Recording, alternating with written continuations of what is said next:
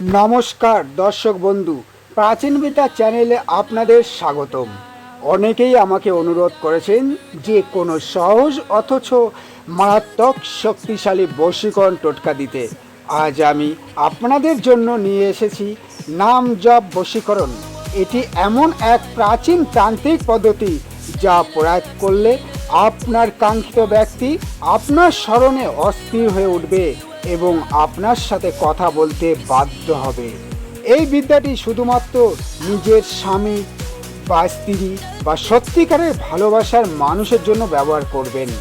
কারো ক্ষতি করার চেষ্টা করলে এর ফল বিপরীত হতে পারে, তাই খুব সাবধান। এই টোটকাটি করার জন্য আপনার লাগবে এক টুকরো সাদা কাগজ, সামান্য লাল চন্দন এবং একটি মাটির প্রদীপ ও ঘি। এবার মন দিয়ে শুনুন, এটি করতে হবে যে কোনো পূর্ণিমা বা অমাবস্যার রাতে। প্রথমে শান্ত হয়ে পূর্ব দিক মুখ করে বসুন। এবার আপনার হাতের অনামিকা আঙুল ব্যবহার করে লাল চন্দন দিয়ে কাগজের ঠিক মাঝখানে একটি তিলক বা গোল ফোঁটা দিন। তিলকের ঠিক মাঝখানে সেই ব্যক্তির নাম লিখুন যাকে আপনি বশ করতে চান। এবার নামটির চারিদিকে একটি গোল বৃত্ত এঁকে দিন। এবার কাগজটি আপনার দু হাতের তালুর মাঝে রেখে চোখ বন্ধ করুন এবং সেই ব্যক্তির মুখ কল্পনা করে মনে মনে এই মন্ত্রটি 21 বার পাঠ করুন।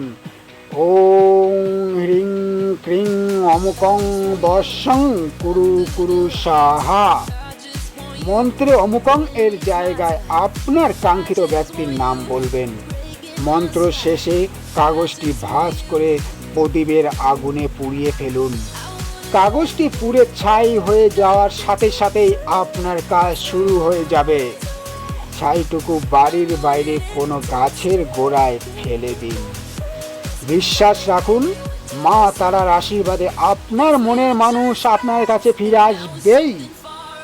ভিডিওটি ভালো লাগলে লাইক দিন এবং এই ধরনের আরও দুর্লভ তান্ত্রিক টোটকা জানতে আমাদের প্রাচীন বিদ্যা চ্যানেলটি সাবস্ক্রাইব করুন। জয় মা কামাখ্যা, জয় জয় তারা।